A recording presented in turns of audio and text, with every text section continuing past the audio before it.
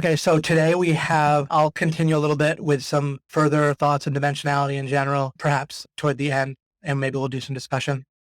But I'm really excited to have Mark Kirk here. Mark's an OMGer. Mark, did you join last year? No, I joined in 2015. So what I know. To that, and Mark already had started a bit with SEO and he had clients and so forth, but he was telling me earlier that, take advantage, let us do the hard work, let Greg do the hard work of the research, which is smart. But Mark is an incredible super champion at getting clients. You have over 100, Mark. Yeah, we're sitting just under 150 at the moment. Just under 150. So incredible success and really appreciate you sharing. Mark spoke at our recent live event that must have been at the LA area, right? I wasn't there. Correct. And he's going to go over a little bit of the same again, because it's just incredible to hear. And I wasn't there to hear it, but I might have some questions or framing and so forth. But either way, in this dimensionality series, we're going to be kind of putting together two things. One is you're going to get my overall ideas. The model's going to fit together over time. And one day you might just wake up and it particularly fits together. It might already have fit together pretty well for you. The distinction from last time will hit you more, and I'll be able to develop it a lot more than I did just starting out last webinar. But then also I want to make sure you get over the finish line with client getting or conversion and sales in whatever other way. So I'm going to be teaching about conversion and sales and relating it to my overall meta strategies. And then I'm going to have some superstar OMGers like Mark, Jamie. Obviously I think we'll have Jamie back one more time at least. And there's some other people I'd like to get on. So we're really going to get you over the finish line in both directions with dimensionality. And Mark might do it all by himself. Yeah, for sure. With that many clients, I can't wait to hear what he has to say. So let me turn it over to you, Mark. All right, cool. So what I'll do is pop in with some questions. I'll turn off my web for now. No worries. Okay, what I'll do is I'll just change presenter and show my screen. Now, I'm not sure what screen you're actually seeing at the moment, David. It says go to webinar. When you do that drop down of showing your screen, you can show it clean or you can show a particular window as well. Whatever you want to do. All right. I'm a bit of a newbie here, guys. So give me a sec. Let's just get. All right. That's the one I see. Hopefully you're seeing a electrical substation. Wait, not yet. Yep. Here we go. Got it now. It's all there. All right. Awesome. Okay. So what I'll do first of all is I'll actually just have a little bit of a chat about generally where I came from, and then we can get into the client getting stuff. Bear with me a sec. Just having a little bit of trouble moving the slideshows. Sorry, it's a little bit clunky here, David. Oh, no, it is normal. If I try to run a slideshow, that's why I personally, I don't even really try. I just show my kind of pre-slideshow slide situation and just click from one to the other. I'm not recommending you do that, but that's why I don't even try this webinar. Yeah, that could be a little bit interesting. All right, well, look, let me just basically get rolling and then we can get into it and figure it out as it goes along. But look, just for everybody so they have a bit of an understanding of my background, I started playing around with stuff online back in 1996. What that looked like for me, that was actually the year that I think Google actually started. Long story short, basically, I got put into a position where I had to come up with a lot of money in a very short period of time.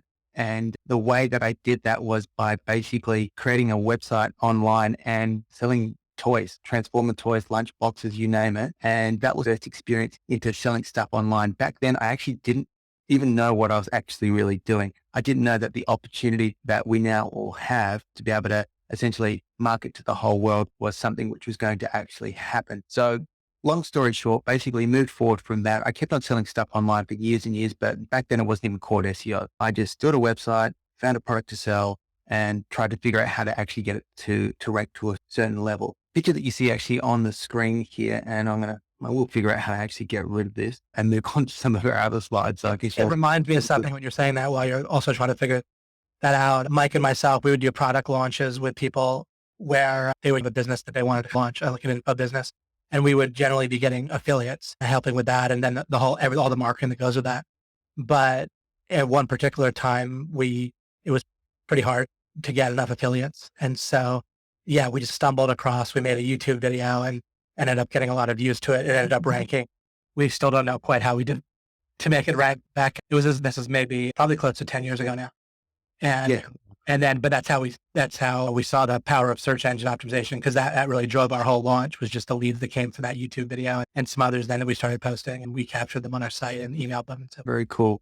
Yeah, I guess it was probably in about 2011 as such that I started to really see the power of the internet. Funnily enough, during that whole period of time, still building websites, still selling products online, flipping those websites and just getting more and more knowledge. But what I actually did for a living was what you on screen is I actually became a project manager. So I actually used to build these things and control lots and lots of people in the process. But it got to a point where in 2013 as such, I basically just got tired of having all the responsibility, but no real control over what I was actually doing for the business. And I started to have to think to myself, what was a better way to be able to actually get what I wanted out of life and basically move forward? So what I did in that particular year was I actually created a business which was importing stuff from China, bikes of all things, and basically linked this business and started selling container load upon container load of bikes every month.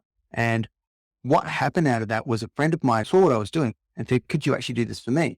And that was my first client opportunity. It was like a brick in the back of the head moment where I went, holy cow, I could actually be doing this for other people because I actually know what I'm doing. And even though at that point in time, I didn't really think I knew what I was doing, as it turned out, other people were actually seeing that I was getting some pretty good gains online. That's how I got into client management. So my first couple of clients, and let's just word.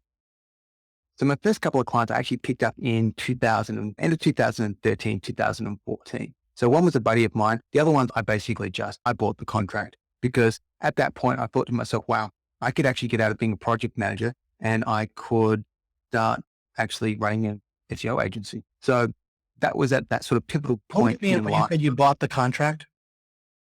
Okay. So what I mean by that is I made very little money. So I'm talking just enough to be able to start buying a few more PBNs, but more just to be able to get some clients on board. So I had a proposition in the marketplace. So somebody asked me, have you got any SEO clients? I could say, yes, I actually have SEO clients.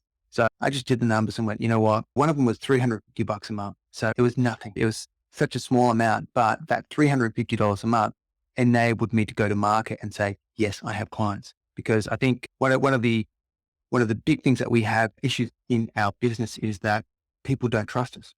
But if they see that you have at least a client or two clients or more, they go, well, somebody else trusts you. So therefore it's less of a risk as such. So I went, okay, how can I get over this trust issue?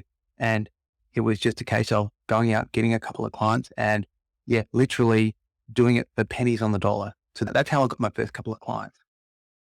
Yeah, excellent. And as Mark's going through this, then keep paying attention to the kind of contextual approach that he used, which is why he's become so successful.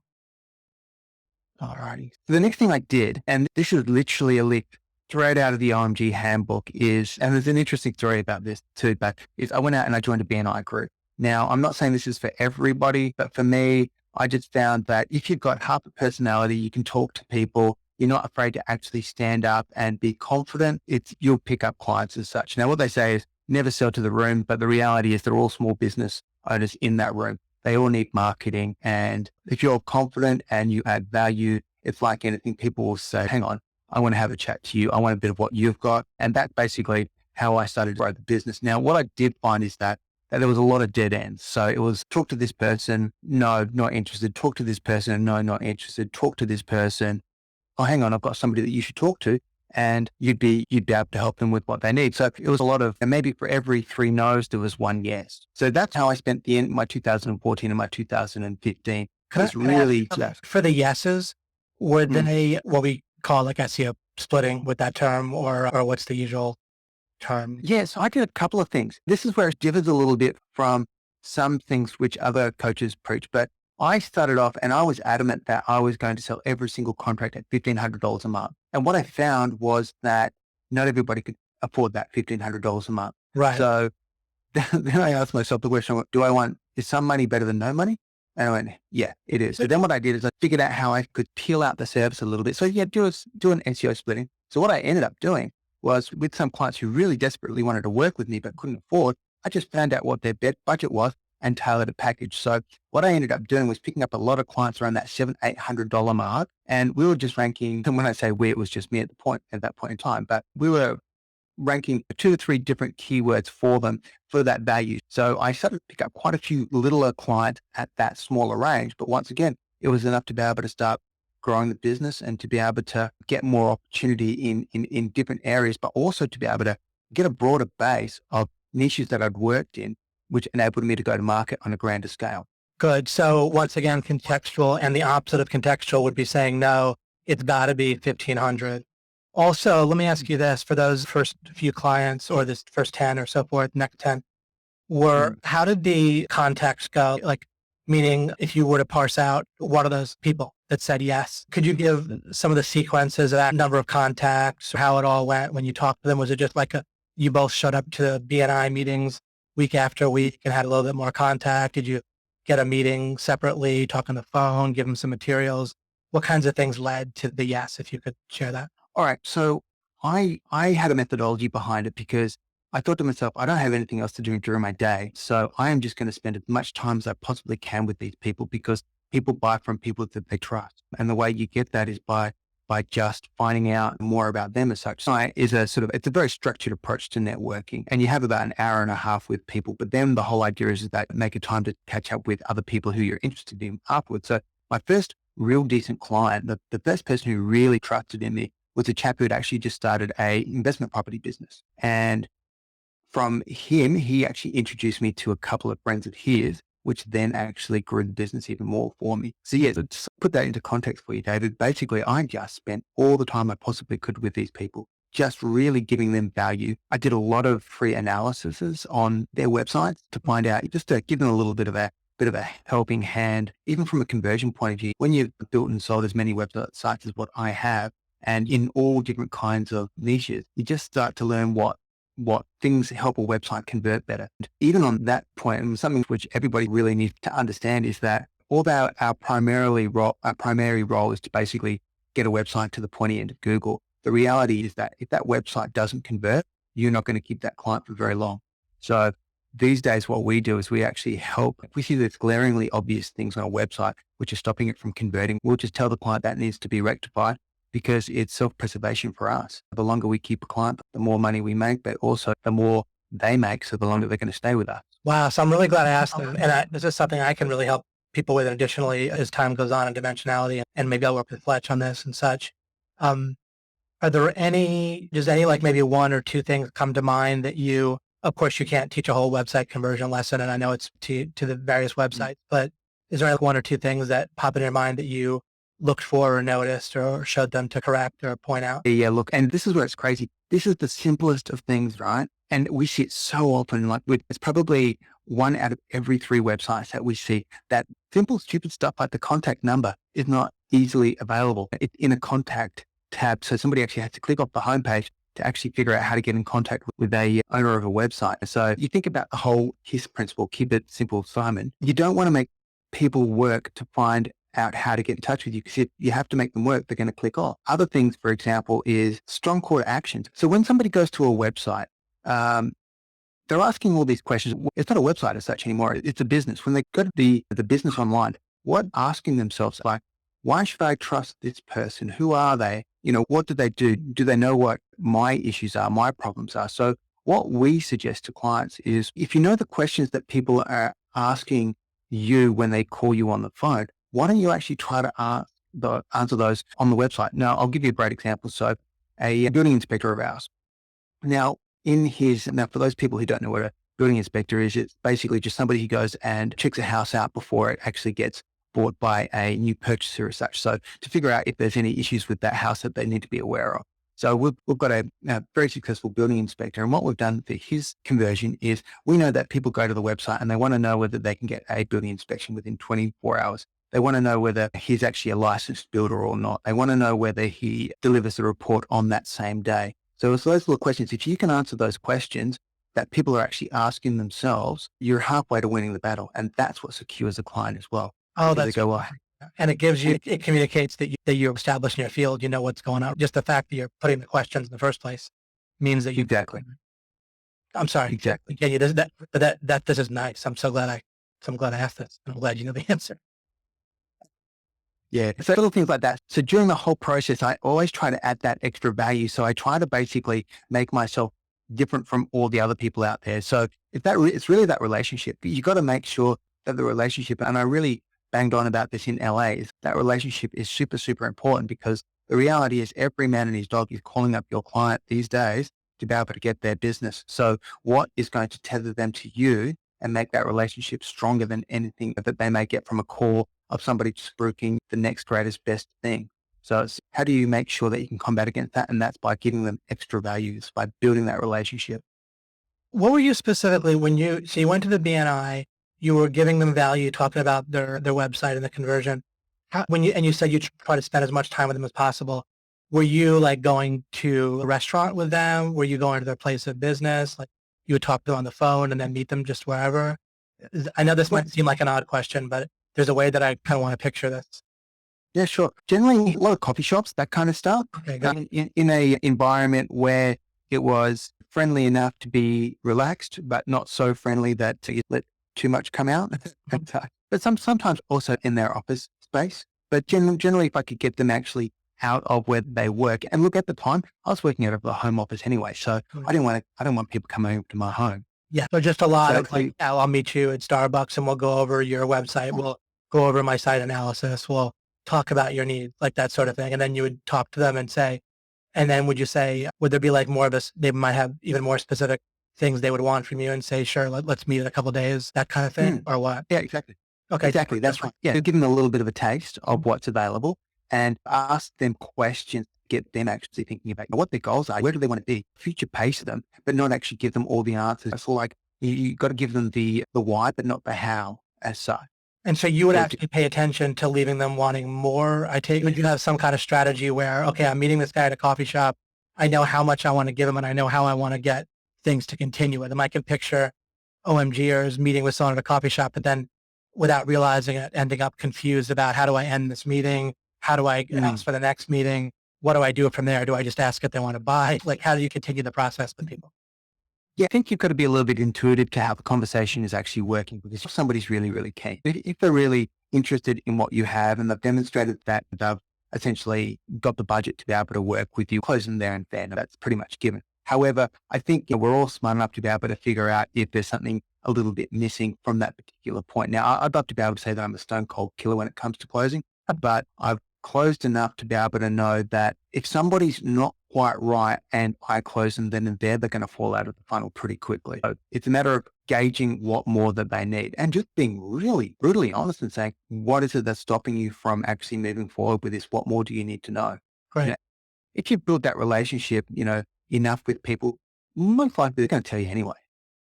And when they tell you stuff, you now know what the answer is that you need to give. It may be the fact that they need more research on their particular marketplace for whatever reason that may be. Is finding out what they need and then just giving it to them. And if that's a couple of days later, 10 client thing. And then of course, I'll let you call finally. But about how many meetings on average, let's say, did you have with the 10 people or in general before you got them to sign on the dotted line? Oh, look, two max. Two max. Okay. Yeah. So when you said you spent a lot of time with them, it wasn't like you had 20 meetings and went to their child's birthday party or anything like that. I'm not, I genuinely don't know. I'm genuinely curious. Yeah, no, look, it'd be a good couple of hours. Okay. And also bearing in mind that with the whole way that the networking scene works with BNI is that you're spending an hour and a half with them every single week anyway. Yeah. So you're seeing them, you're having a little conversations, little chats here and there, but then that actual outside of that environment, a good couple of hours.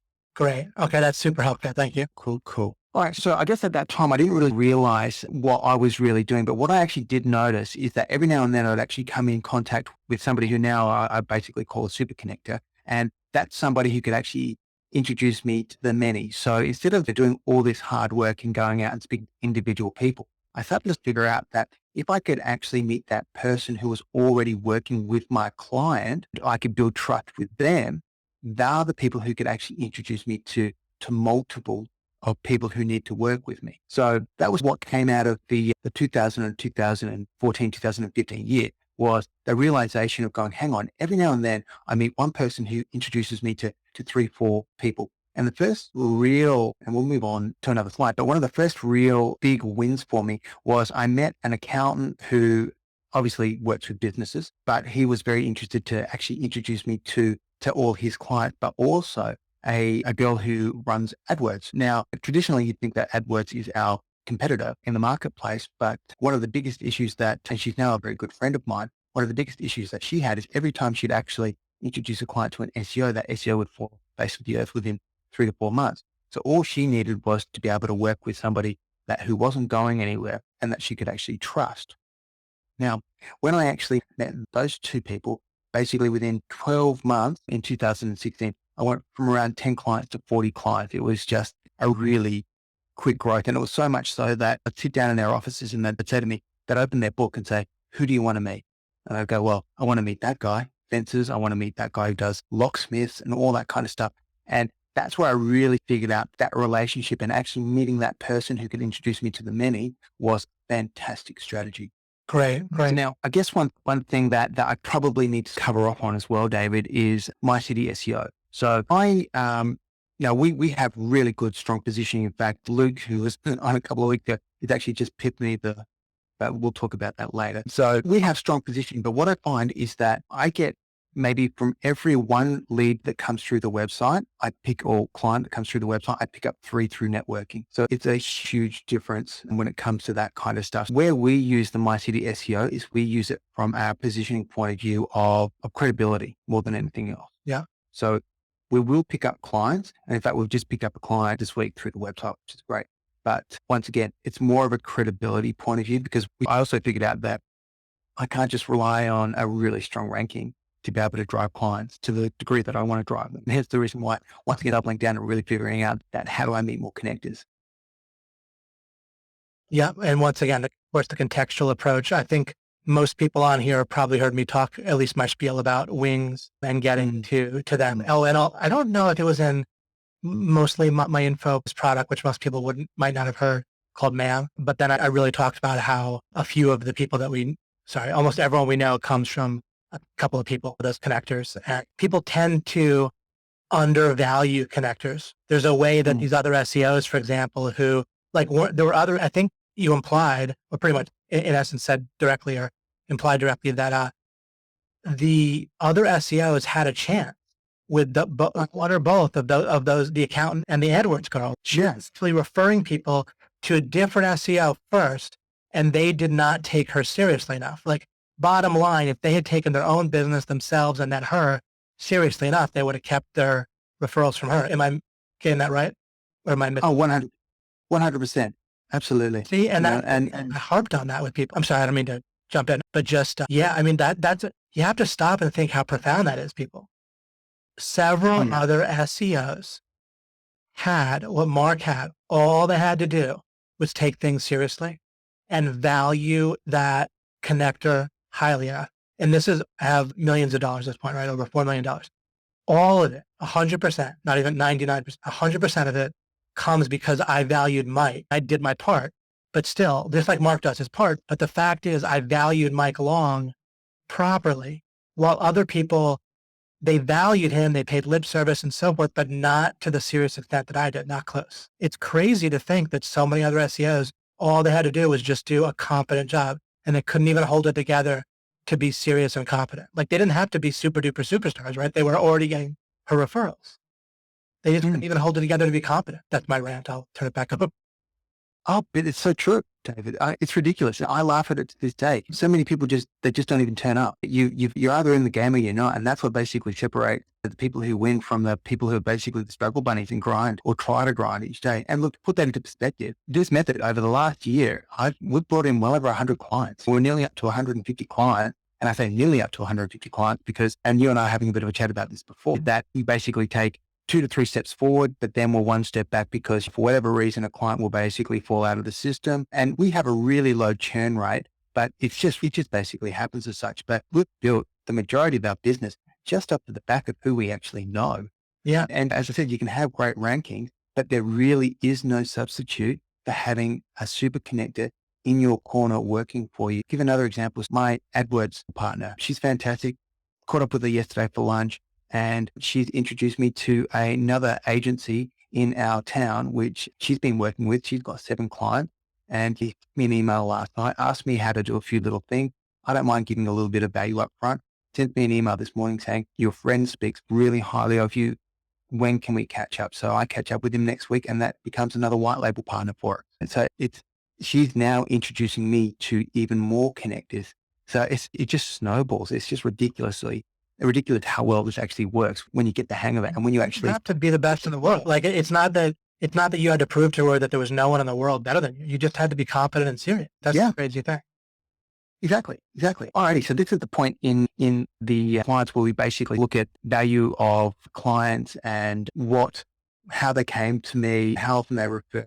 And everybody will see there's like a challenge level. Now, challenge level, what that actually means is how difficult or how easy is the client to actually work with. So it's a few little notes in there, which we can talk about. So if there's anything that you want to find out more about in this section, David, just please fire away. So what Just had added, I love the specifics. It's great to dip in. I also call this kind of triangulating when sometimes we dip into details in certain places and go for it. I'm so glad you're sharing this kind of thing. I want people to feel immersed in this and really see clients from your perspective and feel the reality, feel what it feels like to have several, have the years of experience with it and everything like that. Yeah, cool, cool. All right. Obviously, I've just blacked out the partial name of the client, protect the innocent. But yeah, basically with this particular one here, so this is actually looking at the referral source of my account. Now, at this point in time, we've only got three clients from our accountant, but we've had as many as 7 in the past. And once again, I've been working with this guy around 3 years now. They come in, they come out of the funnel. It's just how the process works. But with this particular one, he actually is really good for actually introducing us to people in the health space. So the allied health, basically. So whether they be chiropractors, physiotherapists, dentists, that kind of stuff. So what we've actually found is that with different accountants, they tend to actually specialize in certain areas. So there's no reason why you can't, whoever's listening in, can't go out and talk to 10, 20, 30 different clients and find client accountants and find clients in all different sort of niches all across the country as well. For example, this particular chap, he's got clients in South Australia, Victoria, and in New South Wales, which is Sydney, people on the other side of the world. And we get introductions all the time. Now, we find that the uptake from clients which come through accountants is a little bit slower. They're a little bit harder to be able to get on board. For whatever reason, I'm not sure exactly why that is. But with this particular chap, he's always, look, you got to talk to Mark. He's basically the go-to in this particular industry. If he can't do it, nobody can do it. So once again, they're in our corner, really backing us. And what you'll see is that varying ranges, you basically try to pitch it about 1650. But at the end of the day, I'll take anybody. I'm not so proud anymore that I need to get a certain level of income per client, because I also think to myself, there's a couple of good operators in our state, Luke being one of them. Now, if they go to Luke, that's fantastic. But there's also in any industry, there's some people out there which aren't so good. And I would rather that they come and work it with us, even if it's a reduced rate, than go to somebody where they're only going to get burnt 6 months later, come back to me and be in a worse position as such.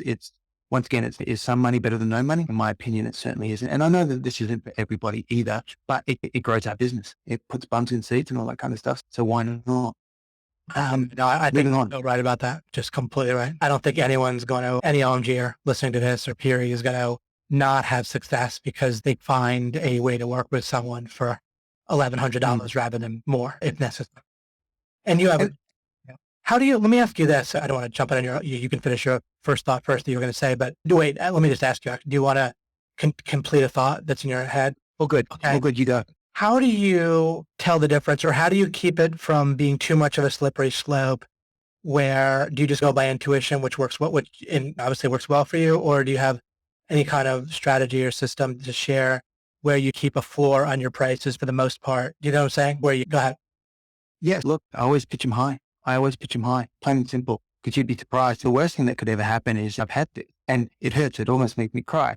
Is that I'll pitch somebody, Okay. and they'll go, "Is that all?" Oh man, that was so. The first, yeah. Right.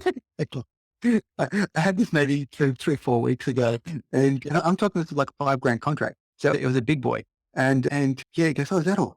When can we start?" Oh, it was killing me. Yeah, the lesson is obviously always work towards what you actually want. However, you'll see straight away that people can either do it or they can't do it. If you can read expressions, you'll basically see from the face. So what I'll do in that point is that I'll just, if I can see that they're squirming a little bit, I'll just ask them how they feel about that. You think, where are you at with that? Is that within your budget? And asking those questions will say, they'll come back and say, a little bit more than what I thought it would be, or that's okay, or I just don't have that budget. And if they say, I don't have that budget, I'll say, well, tell me, what is your budget? And I'll say, look, obviously you wouldn't have sat down and spent 45 minutes with me at this point unless you actually were interested in going forward with this, because you can actually see the merits in getting more traffic. That's a fine way to put it. And you just reduce your services for certain times, right? It's pretty much what's going on. It's not, you're not saying, okay, I'll do it for $300 less. You're saying, let's find some keyword. Yeah, exactly.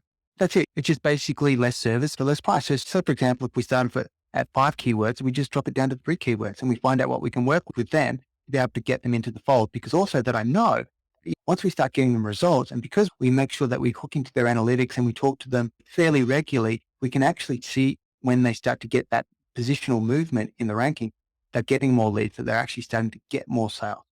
So when they're getting more sales, then it's an opportunity for us to be able to say, okay, look, we know that last month you were 20 sales, this month you're 30 sales. We also know that because, when we go through our process, we find out if it's a physical product or whatever, a service that they're selling, we find out what that value is. So we actually know the monetary value. We know what they're making out of it.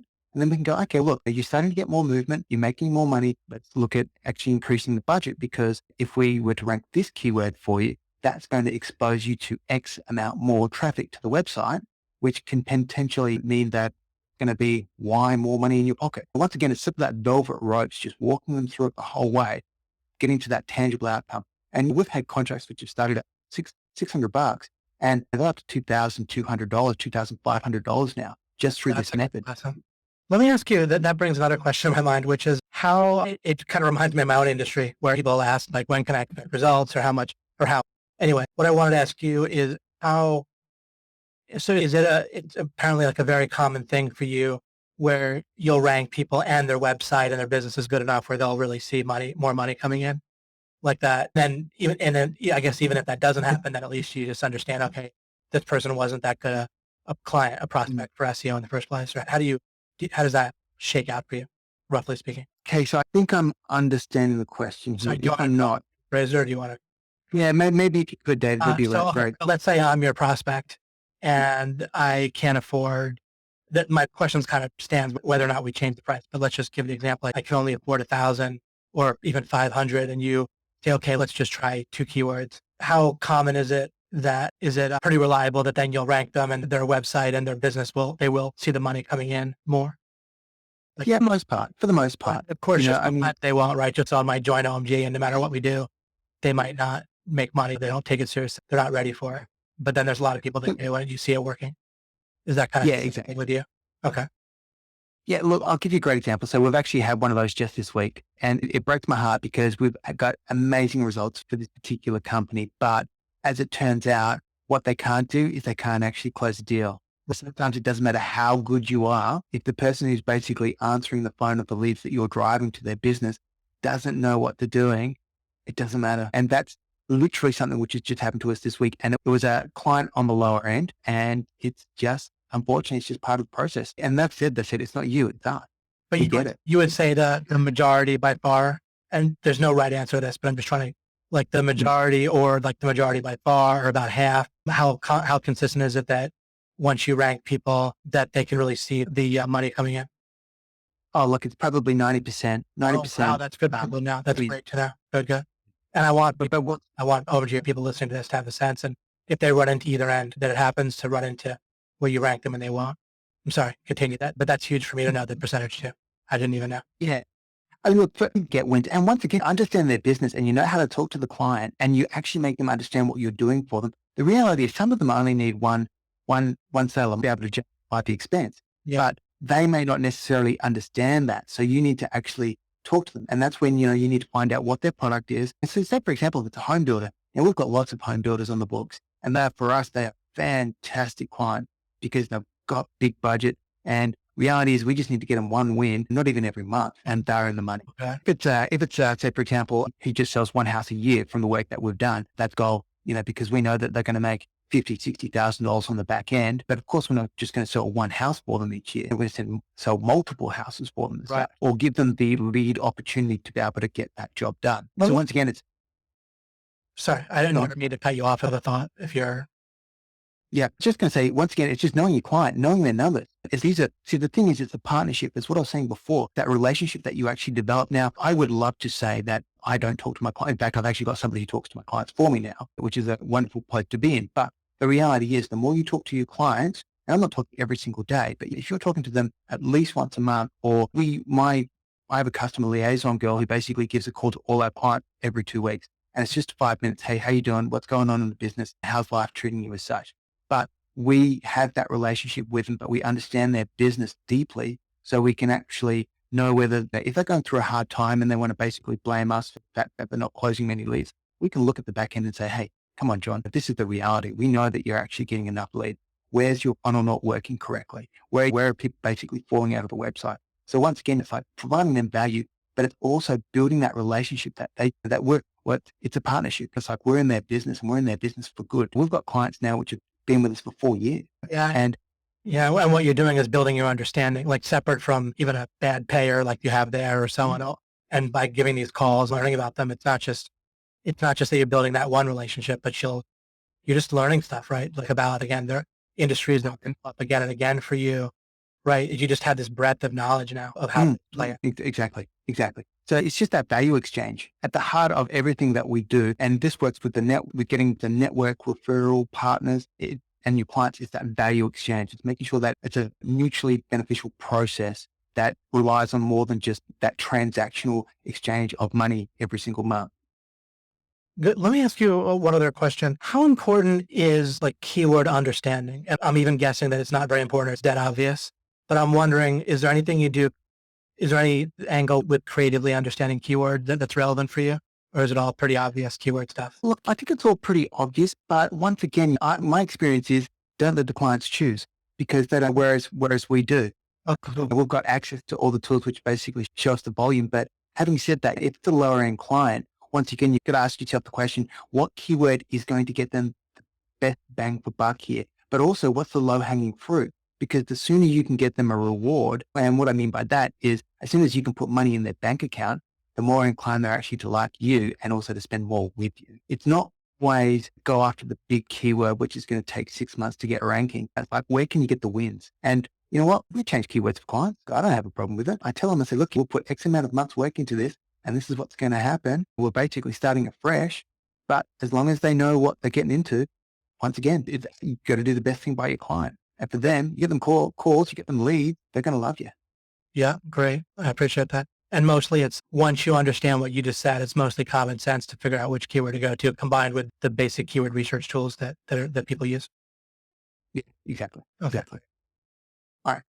I'll quickly run through this one and let me see if there's anything which stands out. And you're not tight on time with us for your own schedule. And I know you're up late. I know it's almost, but in terms of me, don't worry about rushing at all for my sake. We love to hear from you. And this could easily just be the whole webinar is here. So don't worry. Well, look, hey, providing people are getting stuff out of this, that's the main thing. Cool. It's terrific.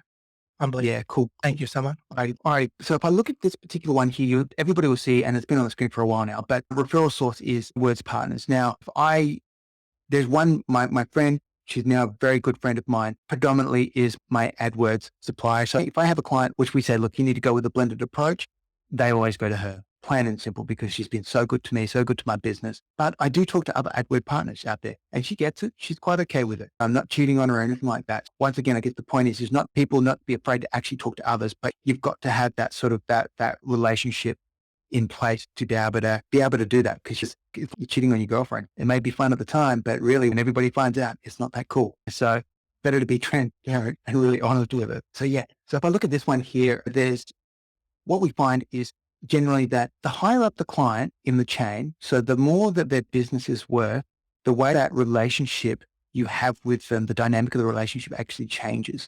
So what happens is instead of them needing to talk to you every day because their whole business relies upon you making their world change for them, which in some cases is just not possible. But what happens the higher up they are in the food chain, that dynamic is it's more of just how are the rankings, how are the leads, are we getting where we need to be? And just making sure that we're actually accountable. I find those clients fantastic because it's just a very easy way to be able to, I guess what I'm saying is it's low touch for us. We don't need to talk to them very often, but obviously there's more accountability because they're paying a higher rate as such, but the higher up they are in business as such, the easier the client they are. That may be a little bit of a strange concept for some people to believe, but they're just too busy to be able to deal with us on a daily basis. And that's a cool thing to be in that place with your client. every now and then, we come across a client which is just hard to deal with, and we're not afraid to fire clients either. This particular one here, which says ball breaker, basically that client, they're still on board, but we've had to have a, what I call come to Jesus conversation with them,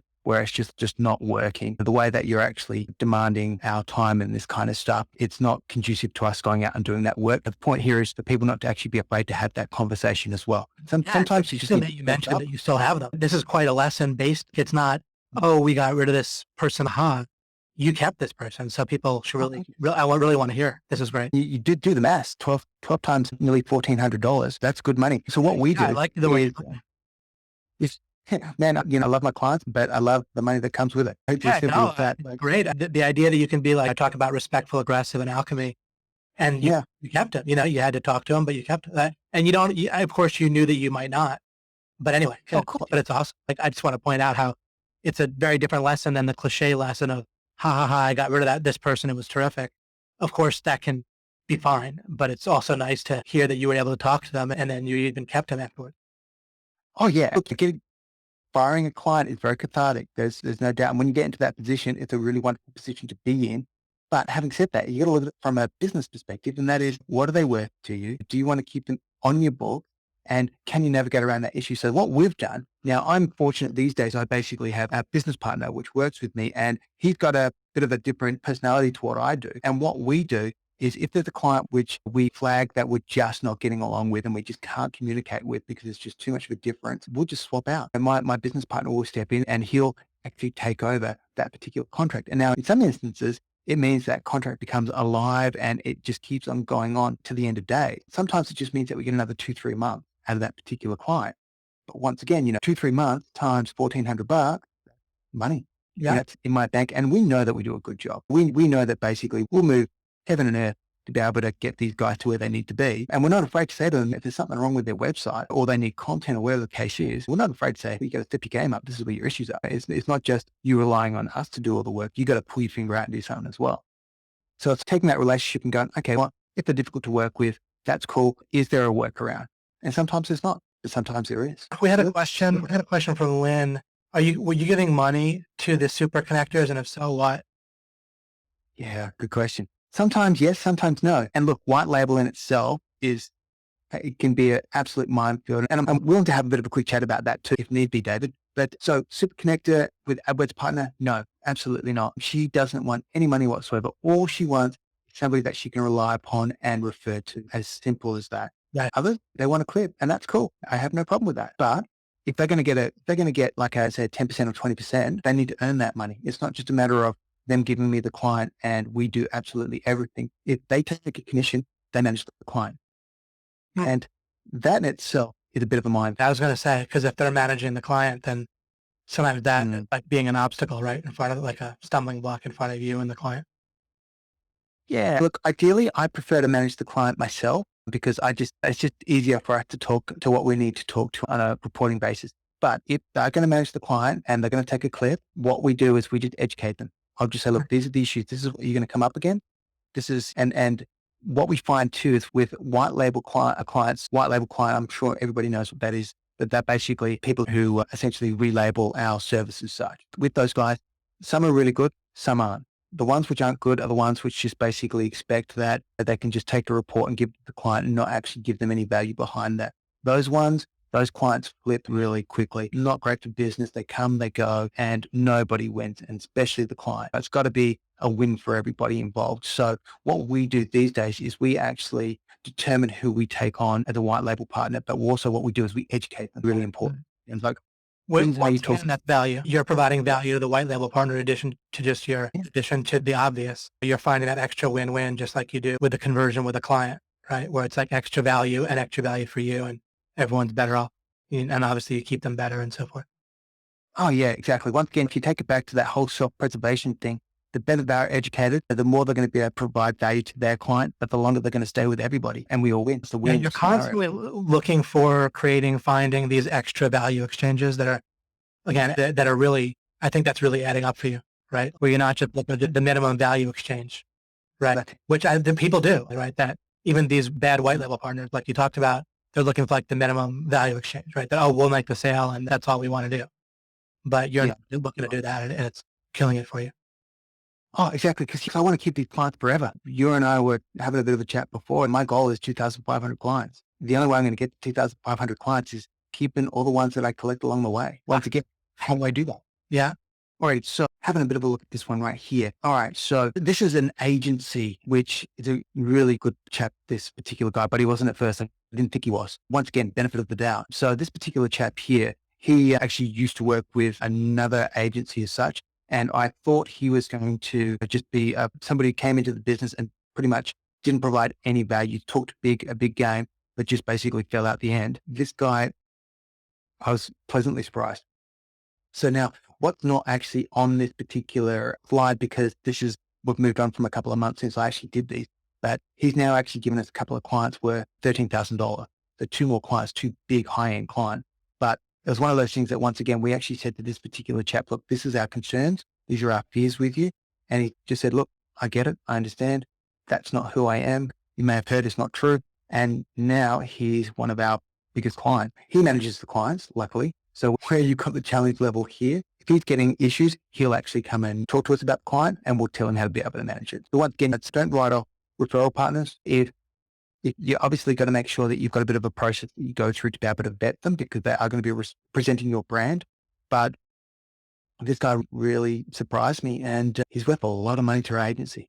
A lot of money. I've gotten a lot of mileage just from this, tied into things I've taught. I've gotten a lot of mileage in life out of not priding myself on judging people quickly. Like I put on the slide recently, where we can do things fast or we can do things both reliably and easily in a certain conflict-free way. And people tend to, by associative thinking, gray area, they tend to choose fast by accident instead of reliable. So they pride themselves on, oh yeah, I can size people up right away. I'm a good judge of character, by which they made a fast judge of character. They pride themselves on nipping something in the bud real quick if they spot someone bad. And I really don't. I really would rather give things some time and not rely on the original. There's experiment after experiment showing that the original category people get into is rigidly determines our future judgments of somebody. And so, yeah, and this is just a great actual example of how that's helping you, combined with being respectful, aggressive, as I elaborated on pretty in detail in Alchemy. Love it. Oh, yeah. Yeah, that's right. And as I said, a benefit of the doubt. And it was one of those things where it's like, oh, let's just give it a crack. Let's just have a look what it looks like. Let's not just discount this right now. And man, hundreds of thousands of dollars a year. Yeah. It just goes to show you just basically got a benefit of the doubt. Yeah. All right. So I've got a few notes here. So one of the things that when it comes to networking, you always have to look at that. And I mentioned this before. It's transformational networking, not transactional. You know, what I mean by that is a transaction is a one-off thing. And basically it's just usually a waste of time. It'll just go nowhere. Whereas that transformational networking, it grows businesses. And that's that, once again, it's that whole value exchange, which we keep on coming back to. And value exchange doesn't need to be a great deal. It can be a quick 2-minute phone call, quick email. Geez, like these days, we've got emails that we know that we send the same email over and over. It's in a file where it's just copy and paste, change the name to protect the innocent, and off it goes. But it's adding that value to that client or to that referral partner once again. Be able to help them do their job better. Yeah, because so much of what we need in networking is a person's attention when the timing is good, which might be a year or two. Of course, there's the idea of just wanting people to become a client for SEO, just a little bit of a nice interaction. And when there's a good intersection and not look at interactions between people or relationships between people is like a wave function where you have two waves intersect, they form an interference pattern. And as opposed to, people tend to think of other people as this guy's good, this guy's bad, this guy's an opportunity, this guy's not. Instead, I look at it more of the intersection is where what's helpful or not and the opportunity or not. And one trick is just to keep, if there's a small intersection, but it's fully positive, that's better than trying to manufacture a larger intersection or larger value exchange when really it's just forced. And anyone where you've had a positive interaction, the great thing is you can get their attention again, like typically.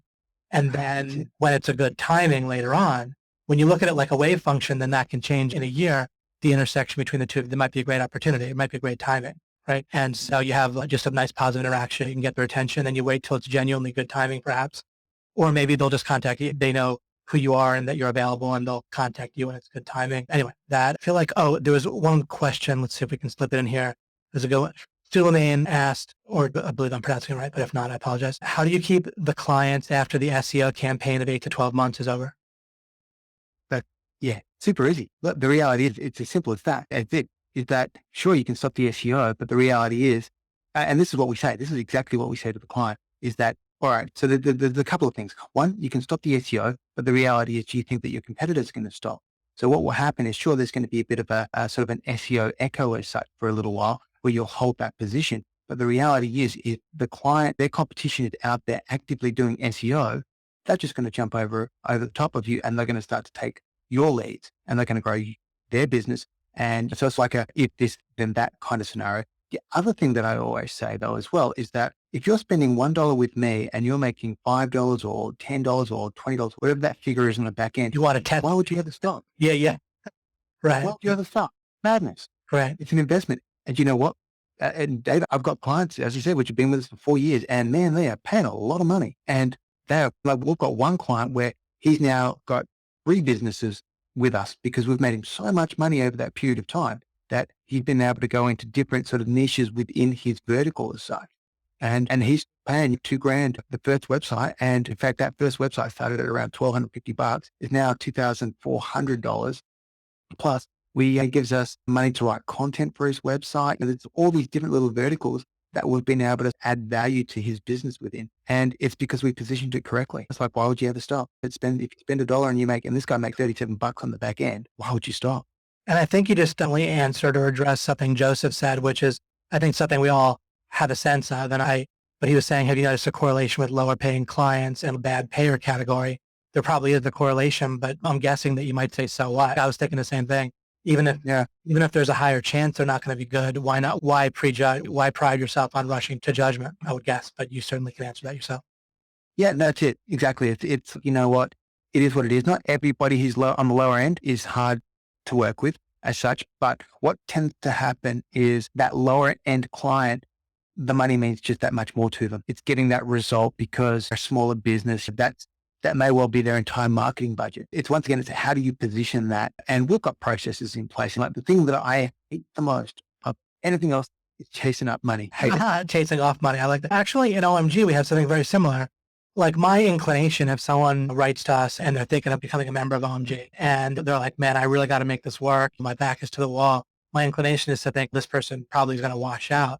But boy, we have a zillion stories in actuality of people where they don't wash out and they do well. And some of them, of course, do wash out, right? That's probably a lower percentage member for us in one sense, in terms of them continuing.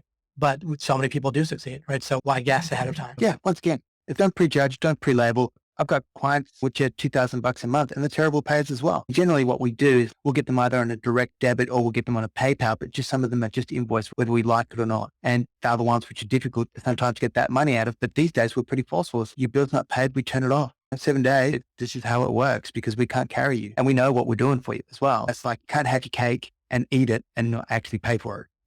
There's got to be there's got to be something in it for us. And once again, we're honest. And luckily these days I don't have to chase the money. I've got somebody who basically does that for me. But I'll say you go after that person. To begin with, right? That's not the difference between your success or not. In the beginning, you chased it because you had to. Oh, man. Absolutely. And having that. Yeah, I was. Key. Exactly. I was the dishwasher. I was the chef, the cook, the maker tea. I still am. But let's not say that. Let's not. Exactly. All right. Getting back to this, let's have a look. So one of the things which I've actually noticed, and this is really interesting, is with dentists in particular, these guys are challenging clients. And the reason for that is because they have what I call channel focus when it comes to marketing. So what will happen is these guys particularly get propositioned on a weekly, if not daily basis with all these different marketing scenarios. So I've got one dentist who's got 2 businesses and every other week he's calling me saying, oh man, should I be doing this marketing? Should I be doing this marketing? Should I be doing this marketing? So what we need to do is we need to be really strong with him and just say, no, you need to stay the course. This is what you need to do. This is why you're doing it.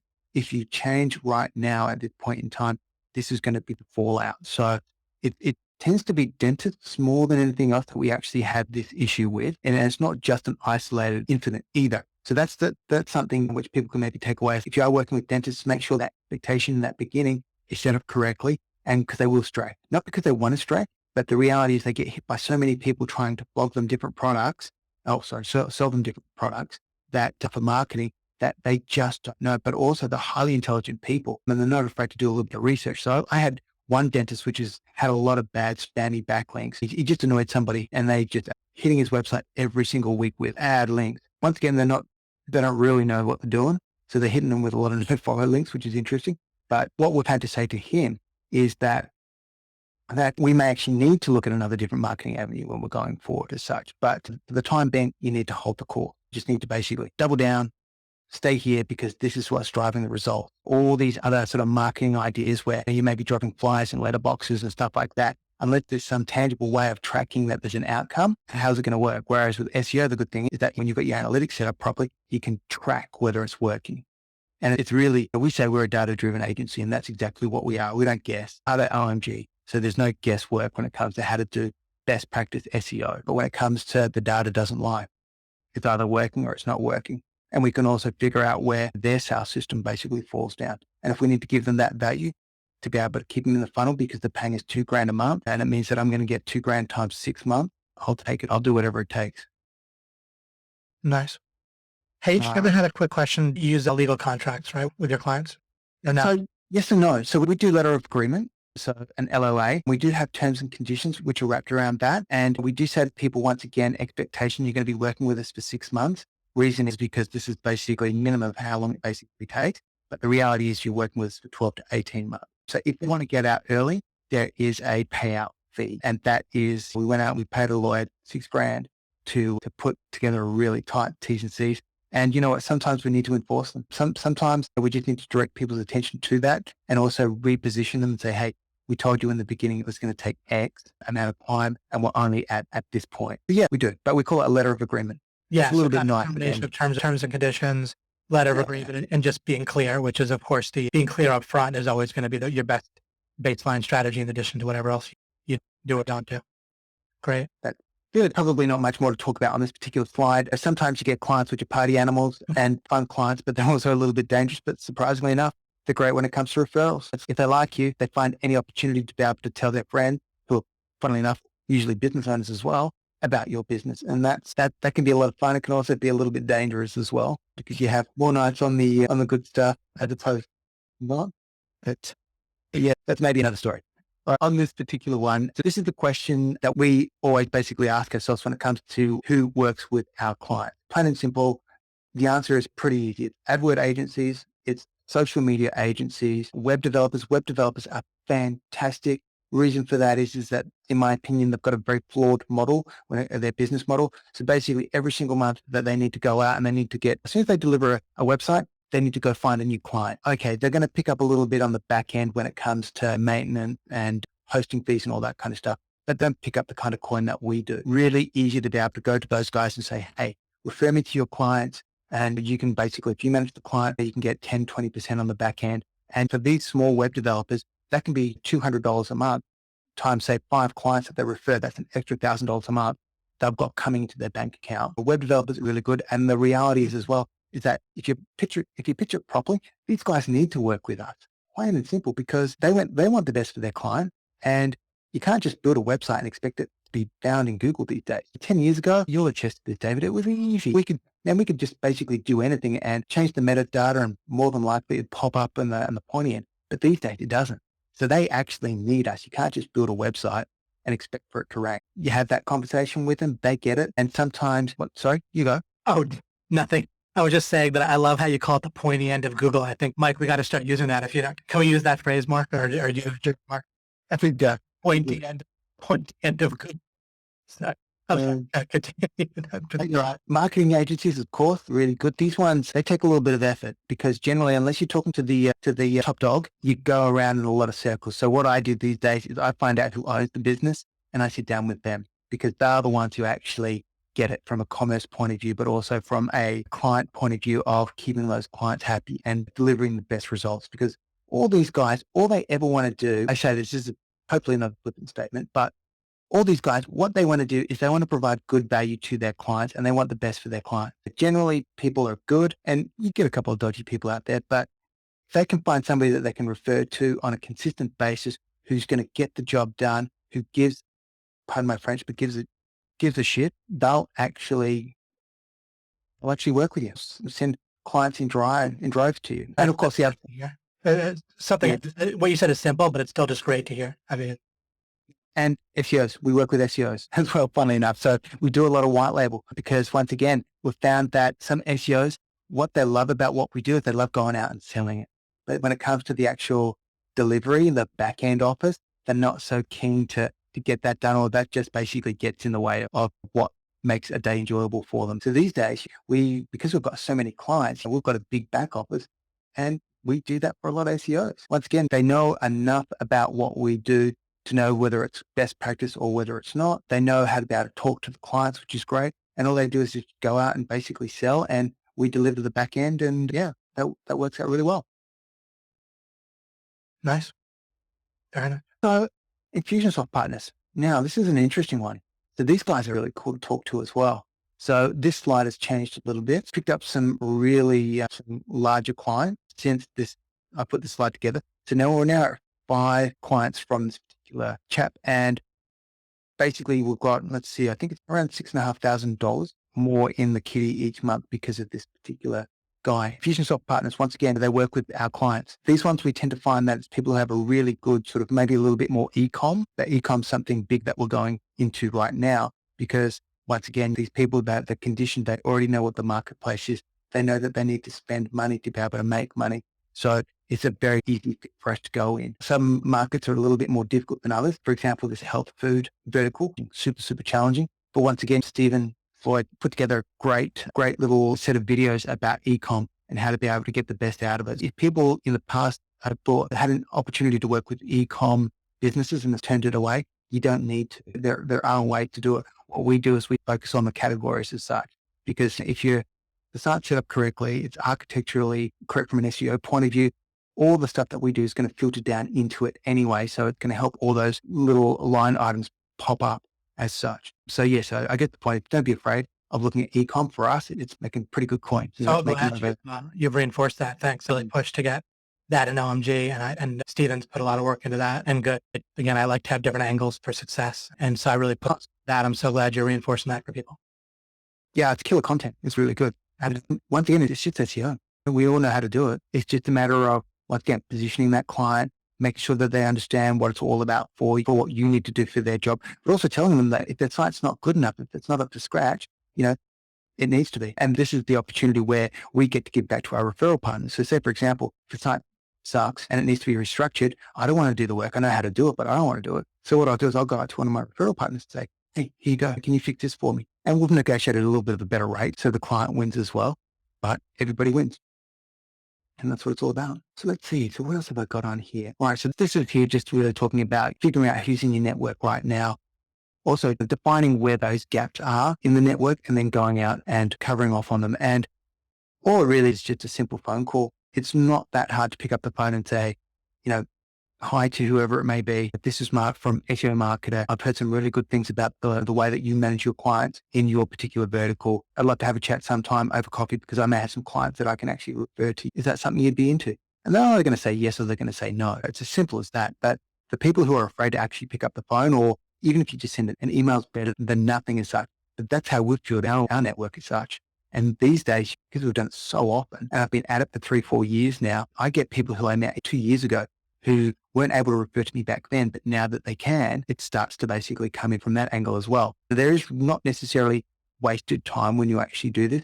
They may not be in that position right now because they're working with somebody else, but that person could just disappear and go to a beach somewhere and they remember you. So you were really cool when you spoke to them, and there's your opportunity. Love it. All right. So this one here, this slide. Chamber of Commerce. So this is BNI Chamber of Commerce. Once again, we've just picked up so many clients through there. Small clients, big clients, everything in between. I think the spread of money coming in basically shows that. With these guys, once again, it always manage that expectation. Some are always going to be a little bit more high maintenance than others. But for example, the one up top, which is in the home improvement area, high maintenance, but this is the chap I was talking about before. He's actually got 3 different businesses with us. And the fact that he gives us around $6,500, $7,000 a month, I'm happy for him to be high maintenance because he's earned the right to ask a lot of my time as such. But once again, you're the ones at 350. It's just a quick chat. It's a 5-minute chat every other week. How's it going? Results, all this kind of stuff. But still important because this particular chap, I know that he may not be a $2,000 client right now, but in 18 months time, he could well be. We have a bit of a quick chat about slow Alcohol. Oh, we got to get to the alcoholic. Yeah. Who's that financial guys? I tell you what, man, they're bad for my health. It's really bad. Yeah. Alcoholics is a good thing. I see what you're saying. Oh, yeah. Good sources of alcohol is what you meant to write there. That's right. It's good. It's good wine. It's always good wine. It's dangerous. Leave car at home that night, I can tell you. Yeah, look, slow burn. We touched on it before, but yeah, we've got a lot of businesses that I spoke to nearly 2 years ago, and they're coming on board now because it wasn't right for them at the time. They just needed to, get an understanding of how much it would cost, what was actually involved, what that timeline was like. And now they're starting to come in. So there's one here I've got, it's actually a physio. And this one, I reckon I spoke to this guy maybe 18 months ago. So now he's in the fold and pretty good revenue on a monthly basis. But we built that trust over time. So let's see, what else can I talk about? Is there anyone here which you want me to talk about, David? Even if someone has dick bag status, then this guy's still paying you and you're working with him. You just Yeah. So this is where I've actually handed this guy over to my partner. Where I just can't work. About the way it functions, it's not so much how a person is necessarily. Certainly, some people are much closer to being that than others. But the way that your partner's kind of way it interacts with this guy might be a lot more not so bad compared to how it interacts with yours. Good to look at things that way. It opens up opportunities. Excellent. That's it. Once again, it's revenue. The person, and I'm not saying that you got to prostitute yourself or sell yourself to the devil or anything like that. There's some people that can't work. That's why I talk about strategy. It's an alternative use of resources. If it's worth the money, it's worth the money. You know what I do? I'd even go out, and if this guy became too much of a dick to work with, I would actually go out and I would actually pay somebody 20% to manage him. Because if he's going to stay in the fold, I'm happy because once again, some revenue is better than no revenue. But you need to know your numbers, of course, as well. That's really important for people listening. Know your numbers. If you don't know your numbers, you can't make educated decisions. Know how much basically a client costs to onboard. Know how much a client costs to be able to get them the results on a monthly basis. And when you're first starting off, that's a little bit tricky, but just do good accounting. Just keep track of your figures. If you know that, you know what you can actually give away. And that's that whole thing of what are you prepared to pay to be able to get a client? So if you know that a client's worth, say, 20K to you, are you prepared to spend $1,000 in getting that client? I can tell you, man, I would spend $1,000 every single minute of the day till the cow would come home if I knew that there was going to be a 19K on the back end of that. So it's just math, simple math. But exactly what you do is you set yourself up to be able to make alternative use decisions and to know that, both sides of the alternative use. If you don't have the context and the understanding, I talked about this last week with strategy. It's not strategy unless you can make an alternative use decision like you do. Exactly. Alrighty. So let's just move on. Let's have a look. All right, so this is just a quick one about identifying a super connector. I think we've pretty much covered off on this. It's just going out, not being afraid to have a bit of a chat. There's going to be a few doors which get closed on you, but it is what it is. It's just a numbers game. Don't be afraid to share information freely because the reality is a lot of these people think that they know more than what we do. But as soon as you actually start talking to them properly, they don't. But demonstrating that more than what they do gives you the opportunity to be able to actually get in with them. Oh, that's what I did with Mike. Once I let him know that I knew more than he did, that was perfect. Yeah, perfect. All right, let's see. I've got a little note here just to, which says, another thing to remember is that success is not selfish. Your network is for your growth as such. It's not for the growth of a family member. It's a matter of also being able to define which the winners and the losers as such. So if you get to a point that you know that a relationship is not working and it's not healthy for what you're trying to accomplish, also don't be afraid to actually cut that loss. You've got to give it enough benefit of time to be able to understand whether it's going to work or not. But if it's not, you don't keep on spending an hour, 2 hours every single week having lunch or catching up, whatever, just for the sake of it. It's going to be doubt only functions as long as there's doubt. Yeah, exactly. All right. So let's see. On this particular slide, we've even picked up clients from Upwork. So my account's actually been banned, but my calendar's popping up telling me that I need to go somewhere in a little bit. But that's okay. All righty. So let's just go back here. Sorry, David, that screen's dropped out. Bear with me a sec. We're good. Oh, we don't. The one we want. Okay. Interesting. I'm seeing your 3 referral screen. Yeah. Excellent. All right. So so Upwork basically. So you're still seeing the 3 referrals? 3 referrals, Upwork. Yep. Yeah. Cool. All right. Yeah. Basically, we've even picked up clients from Upwork. So I'm not afraid to actually experiment and try other things as well. As it's turned out that what I'm learning is the clients you pick up from these outsourcing places And as you can see, we're actually charging them a decent rate as well. They tend not to stay too long, so they do flip pretty quickly. It is what it is. It's a matter of getting out there and finding other referral networks. For us, we know that what brings in good client amount from an acquisition point of view is our network, but also I'm not afraid to be able to go out and give other stuff a bit of a crack. Hey, maybe the first few times you do get someone from Upwork, they flip quickly, but then maybe you catch on and realize, hey, there's just one more step or an extra type of communication I need to do with these people. And maybe not. Just you try things, and at first it might not. You might be missing something, and then you realize, hey, wait a second, there's an extra frame that they have that they're missing because they're coming from a place, and I need to fill that in, and then you figure out what that is, and or you don't, but you might. But that's it. That's exactly it. And that's what we're doing right now. Okay, the ones which have worked, what have we done right? The ones which haven't, what did we do wrong? What was our process? Yeah, and it's figuring it out. Now, I touched on before about web developers. Now, I love web developers. So much so that I've actually bought into a web development business because it's the perfect funnel for us. These guys, as I said earlier, they have a product which unfortunately, once they deliver that product, there's very little back end. So for us, these guys, it's an opportunity to be able to help them grow their business, but they work with our people. They build websites. So we work with quite a few different web developers out there, and they're a great revenue source for us. Low-hanging fruit, as we would like to say. On this, I'll just see if there's anything which is interesting. I don't know if that there's any information here, but Lynn was asking, I think you had backstory written maybe on a previous slide and challenge level. Let's see. Just go here, challenge level back. All right. Yeah, this one here, really interesting. So these guys are a big player in food. These guys went and spent $400,000 the previous year before they started working with us on useless information and useless SEO. So they were originally working with an agency, and they got referred to it through a social media partner of ours. Yeah, these guys basically have been sold the absolute world and not told the reality of how things actually work, and consequently done $400,000. So these guys are actually paying us even more now, which is great. But the lesson here is that expectation, be honest, tell people how it's going to be. Like these days, we almost try to scare people off with the reality of what we do, because then they know that it's the God's honest truth and they know exactly what they're getting into. It also means that if there's any conversations which need to be had later on, we can bring them back to what we originally discussed. It's just how long it's going to take. Well, this is how long it's going to take. It's going to take a while, but what you want to see is you want to see more visitation on a monthly basis, and analytics will show us that. So if you're getting more visitation, it's more qualified traffic, you're going to get better results. So it's not in 6 months' time you're going to be number one position, because if you promise that, you're just a lunatic. You know what I mean? You want to know, our guarantee is this, is if you don't actually do something today, in 6 months' time, when you actually want to do something, you're going to be 6 months behind your competition. Like, well, that's the only guarantee we can basically give. And how you talk about building, about trust. If you're thinking, if someone in this webinar is sitting in a meeting with a client, with a potential client, the client says, well, how long will this take? That's when we really feel like trying to cut corners. Like, for at least, I'm not saying people do cut corners, but I know we will feel it. We'll feel like giving them the minimum, the best case scenario. But if we keep our eye on the real bottleneck, which is trust, it might not be how fast, right, that we rank, it might be trust.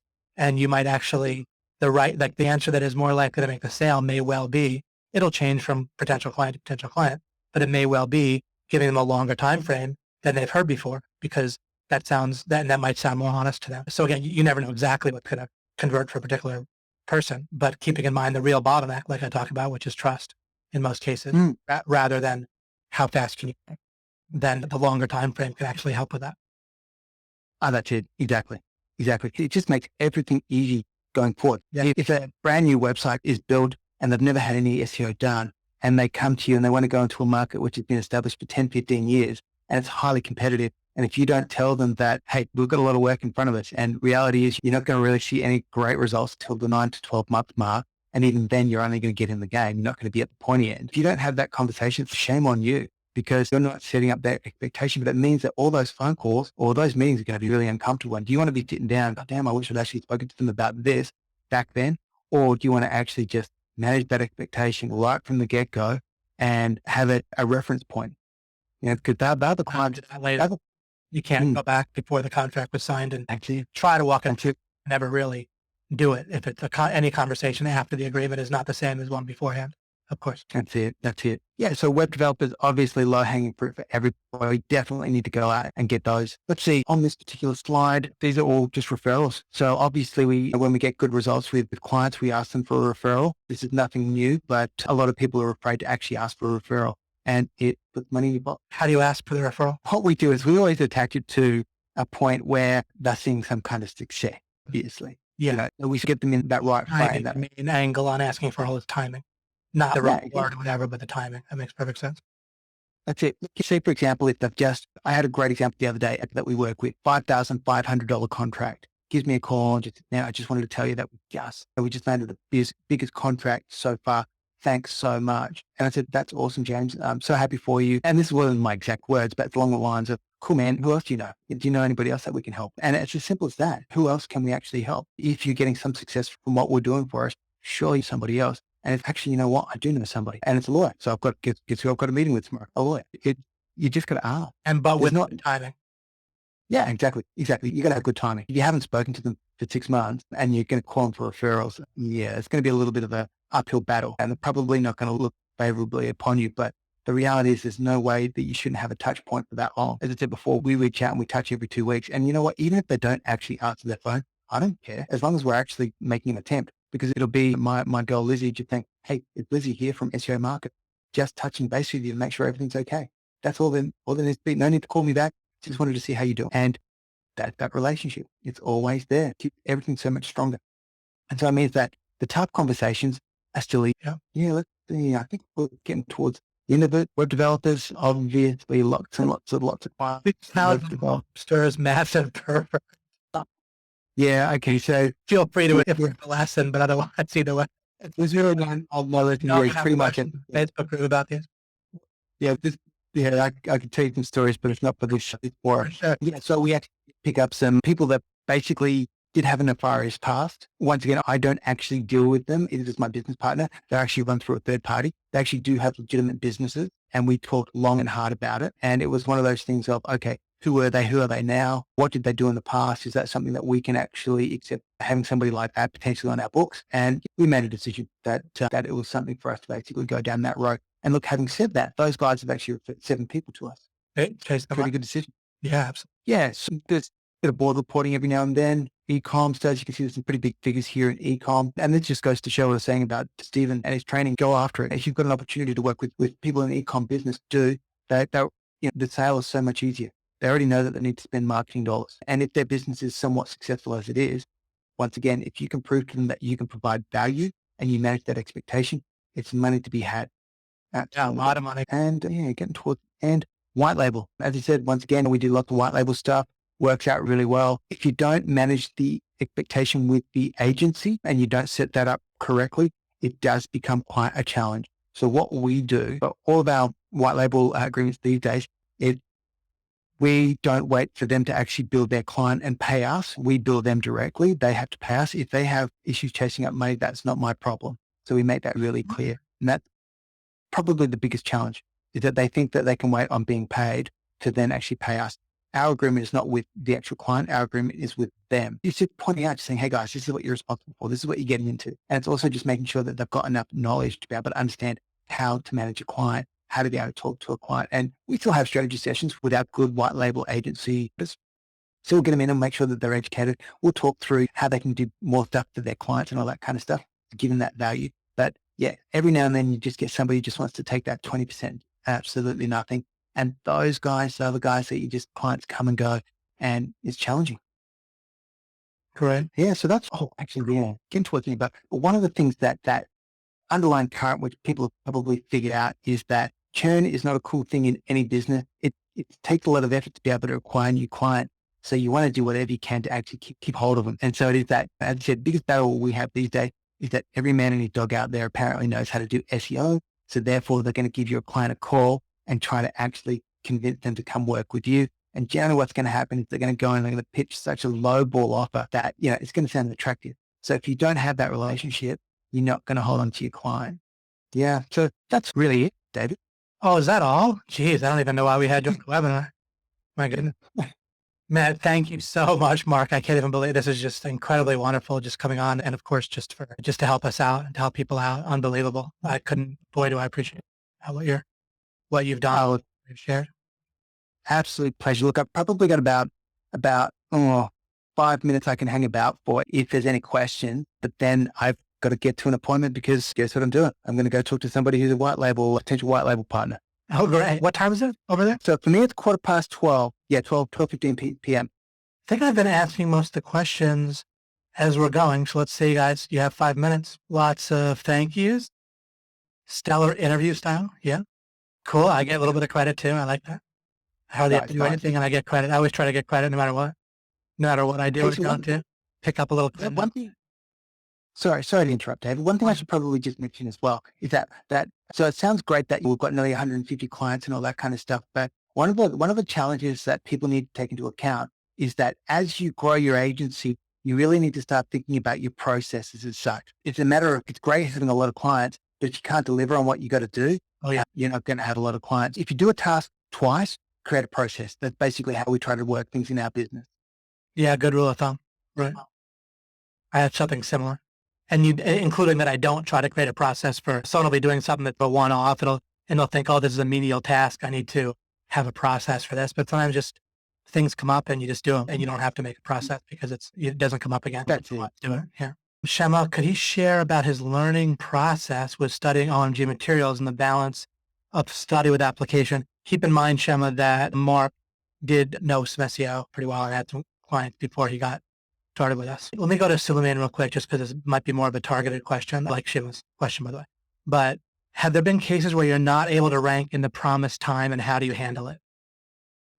So we don't promise the time. That's how we handle it to begin with. So it's expectation. What we'll do is we will say, this is basically what you should expect to see. And it's an increase in visitors to a site. So it's depending on the market. Like some markets are just incredibly complex and you don't talk about where they'll show up on the pointy end, 1, 2, or 3, or 4, or 5. You say you should expect visitors. Exactly. That's right. So, so say visitors, that kind of thing. Continue. Yeah. Just in general. Yeah. Rankings are great. Rankings are the yardstick and the easy thing to be able to say, oh, you're going to be number one in 6 months time, 9 months time, 12 months time, whatever it is. The reality is that may not be the case. So why put yourself into that conversation to begin with? It's like refocusing what they're looking for. They're looking for an improvement in ranking positions, yes, but they're looking on more visitors coming to their website. And that's why you want to have access to the analytics, because that gives you data intelligence to be able to say, so we're seeing an increase. It's working. Great. Did you get a few more courses? Yeah. Awesome. Where do you start anywhere on the first page? Look, they're going to see traffic increase no matter where they are when they start to move. What we see is that until they get to the first page, the traffic, where the traffic comes from, it's all over the shop. When they hit page 1 or say position 11, maybe on page 2, that's when that traffic is geographically correct as such. And that's when they really start to get that bang for buck.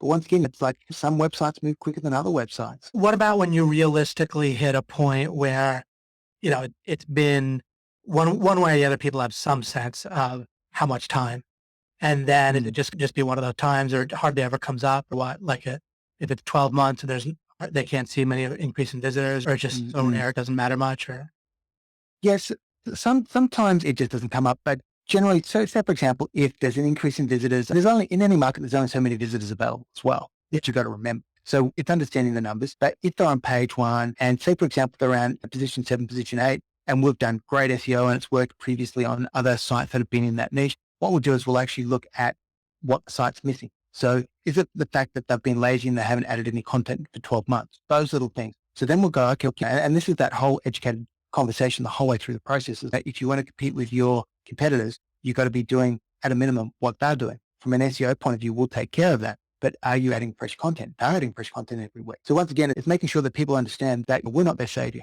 just alone. We're amazing at what we do and we can help them get to the promised land, but they're going to do a little bit of stuff as well. Great. And so mostly you just don't really run into that on a large scale where they're not getting. No, do you set rank tracking reports, Mark? Irene asks. Yeah. Okay. Yes, we do. So we do that once every week. Once a week. Okay, great. Yeah. Once a week. So they get a Monday morning. Do you want to share the service you use for that? Or is it your own? Sorry? Do you want to share the service you use for that? Or is it your own process? Yeah. Sure. So we use the ProRank Tracker. ProRank, and is that thing Cotton? Okay. Yeah. Yeah. And look, it does a pretty good job. This week it's been a little bit clunky. I think there's a few bugs because they've just changed the interface a little bit, but it does a reasonably good job. It's automated, makes our life easier. I used to send them out on a Sunday afternoon. Then I'd get emails on a Sunday afternoon. And I prefer to get those emails on a Monday where my team can answer them as opposed to me. Great. Okay, you probably have to pop out. So great. Thank you so much, Mark. Wow, that's just wonderful. Great too. Great to talk to you. In person, we've never actually talked. I don't think. Oh, maybe at OMG Live, but We did briefly. excellent, excellent. I'm glad we did. Wonderful and terrific. Get to your appointment. Awesome. Boy, No worries. Thanks very much. I'll find out. Talk to you later. Cheers. Bye. cheers, man. Thanks so much. Make sure you just great. Okay. Change presented to me. Show screen clean. Okay, great. Wow, guys. I'll pretty much end the webinar in a minute or two. I'll give you guys, wasn't that nuts? Boy, that was just something. As I said, you're welcome. As I said, I told you, we're going to get you guys over the finish line or to the next level, whatever you're looking for with Dimensionality. I'm stepping in personally here and making sure that you know how to do client getting and that you're getting many angles from terrific people. We heard from Jamie in the first one. We heard from Mark. We have some amazing, and I'm going to make sure you hear from them. Yeah, it was incredible having Mark share. Yeah, exactly. No, we're going to make sure you get there 100%. Let me give you, to that end, I don't do a lot of book reports, so forth. You're very welcome, chat. I know, it's just invaluable. It does look super cute. I know, it's crazy, right? Unbelievable. You are very welcome. I know. Now, and get used to it, as I would say last year, hashtag get used to it. We're gonna be doing great here with conversion. And remember the webinar, the website conversion too, right? I'll make sure that we do enough focus on that as well. Make sure you can do that. And that's where the ClickFunnels will come in too. Mike's done a whole ClickFunnels, OMG funnels series, and make sure that you go through those because that website conversion stuff is killer. And there's a huge number of great lessons on that. And again, you saw how that matters and how that can be a part of getting clients is going over their website with them from a bit of just in general, having an overall knowledge and coming across that expertise. Mike's OMG Funnels webinars can totally take that to the next level for you guys with understanding website landing and conversion. You're very welcome, Maureen. Yeah, we're going to be interspersing practice and theory for sure. You can go to this OMG Funnels link and also in your members area, there's webinars, both of those. I'm loving working with ClickFunnels, by the way. Make sure you're getting that. Make sure you get through our link, but make sure you're using that. I like using it. Okay, as I was saying, in terms of making sure that you're getting clients and or converting on your websites, there is a book that I want to bring your attention to. This guy, I'm going to also show you, I'm going to use it as an opportunity to show you how I use recipes to increase my understanding, plus to just directly use them. But how I interact with, when I say a recipe, and someone says step 1, step 2, step 3, right? Which we can get in books about sales and conversion. But he totally has an approach that is it's within my meta frame, right? It's within the kind of meta strategy that works, and it's a very good contextual, and also it makes things black and white properly and builds that. So that's the strategy slide here. It's called I'm not going to read it to you on the webinar or anything, but I'm going to make a number of comments on it probably next time, although I don't like to overly promise what I'm going to cover the next time in case something else great comes up, but we'll be getting to this. It's called The Lost Art of Closing. The same guy wrote, I think something like The Only Sales Guide You Ever Need was another title, and I haven't read that yet. But The Lost Art of Closing by Anthony Iannarino. What he does is the subtitle is Winning the 10 Commitments That Drive Sales. And the first one is the commitment for someone's time. And he talks, just like Mark, he talks about trading value. People that are successful with sales and business, right? The core to making money has to do with the value trade, right? Perceived value. I talked about a good amount. And really you've heard a few rants that I've done on perceived value, right? Like in Correcting the Game.